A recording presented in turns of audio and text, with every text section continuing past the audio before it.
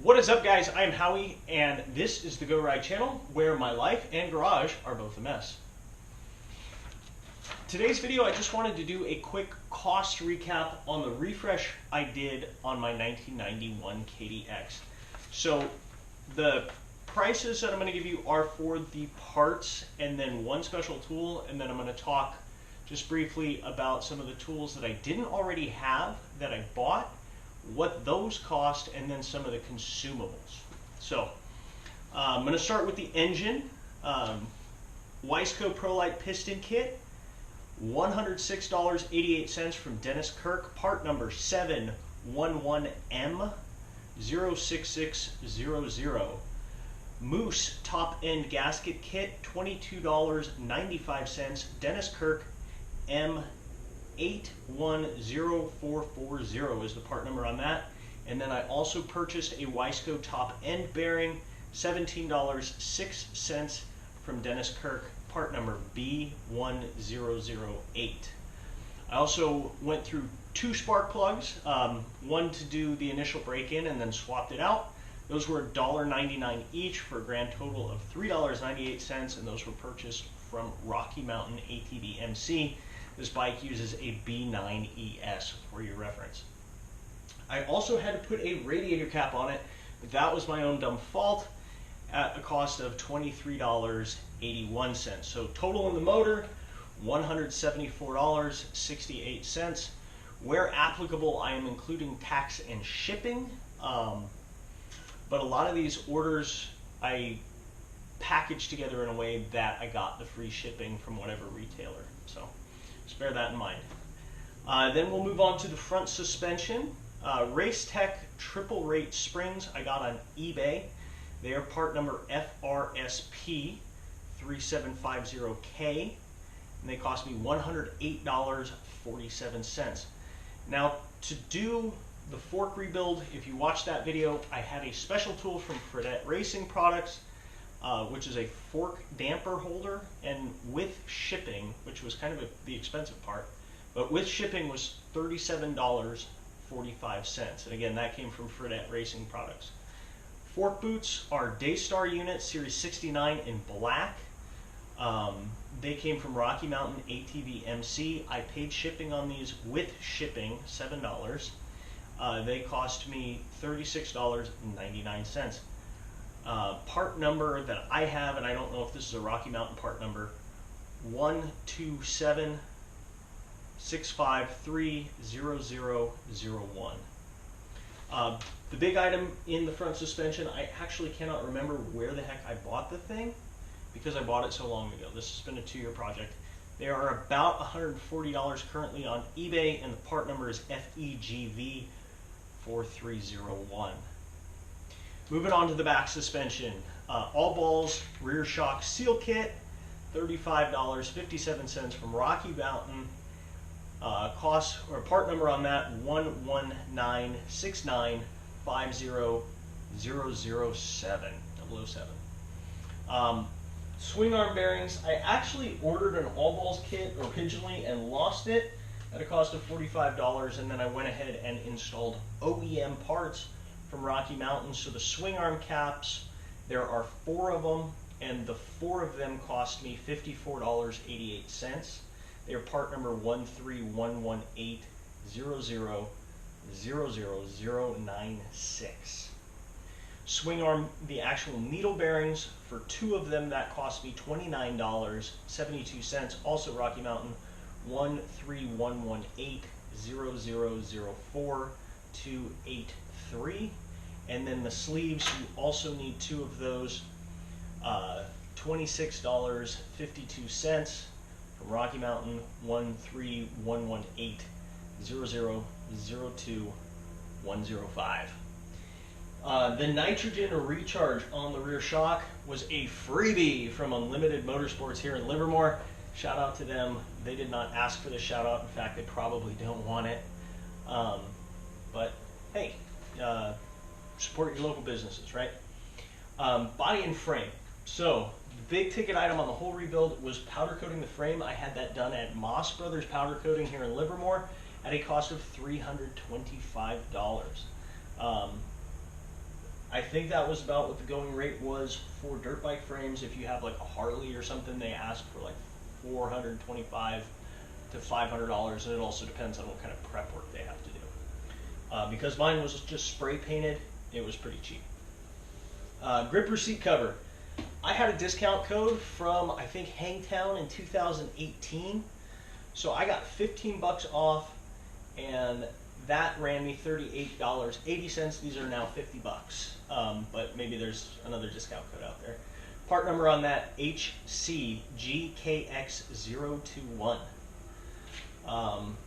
The front fender, which is not on the bike yet, it's in the mail.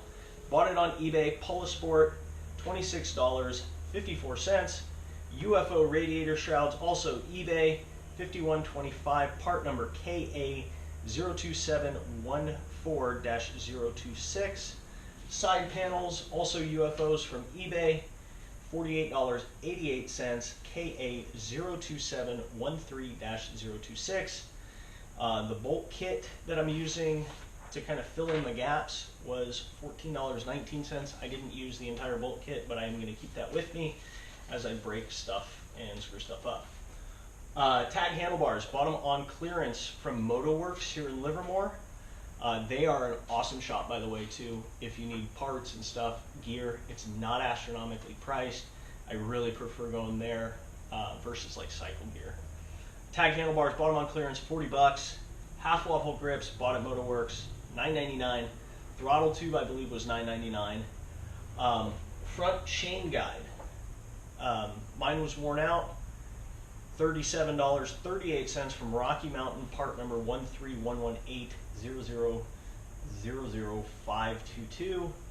And then I had to drill one of the screws out when I had originally taken that apart, and so the replacement screw was a grand 36 cents from Rocky Mountain, part number 1311800010535, just in case you're searching for that screw.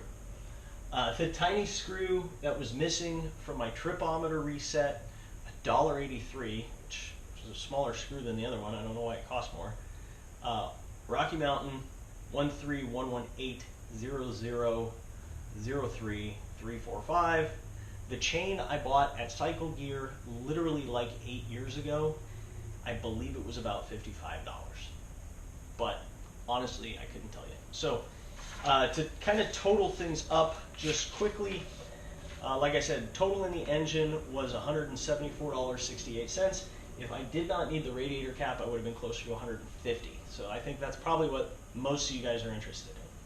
Front suspension, probably second most interesting, $322.91. I can't wait to ride this thing and see if it's worth it.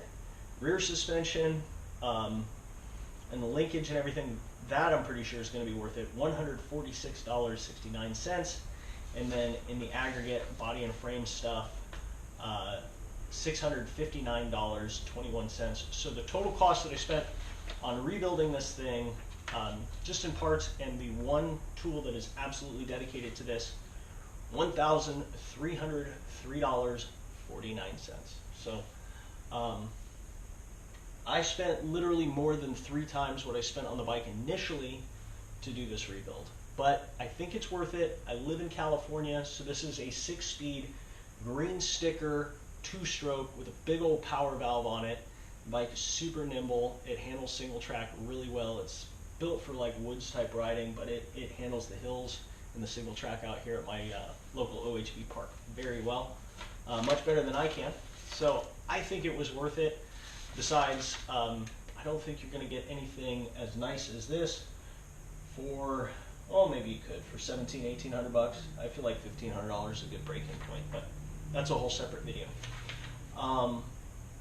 So that's what it cost me to rebuild it with special tools. Now, some of the other things that I bought that I did not already have laying around the shop in order to complete the work: dial, bore gauge, and caliper micrometer set. Both of those are useful for some of the other work that I do, so I didn't include those in this cost. Each set, I believe, was roughly around the $80 to $110 mark, and there are 2 of those, so it was about 200 bucks in special measuring tools there. And then I also had to get jeweler's files to do the piston ring. which is about the cheapest way that you can go about doing that, and those were 10 bucks at Lowe's. Some of the other stuff that you got to consider when you're doing a rebuild like this is your fork oil, your transmission oil. You're going to have to swap your coolant, which you should be doing anyway. Chain lube, filter oil, stuff like that. You know, fork oil is 10, 15 bucks a quart, depending on what you get. Oil is anywhere from, for the transmissions, anywhere from $3 to $23, depending on what you get. Chain lube, cleaner, stuff like that, it's usually about 8 bucks a bottle. So, with that, guys, I apologize for such a short and fast video, but life update, I recently had my second child. My son came early, and so I'm a little tired, and so I just wanted to do a quick one-shot video to kind of update you where we are on the KDX. Once it's safe to do so, guys, get out there and go ride. P.S. Does anybody remember like a Monster Garage on Discovery Channel back around like 2000? And they'd have like this ridiculously strict budget on how they had to build a lawnmower out of a Fox body Mustang.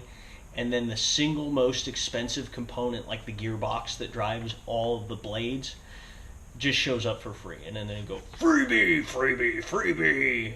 And it's like, that's not realistic. Come on now.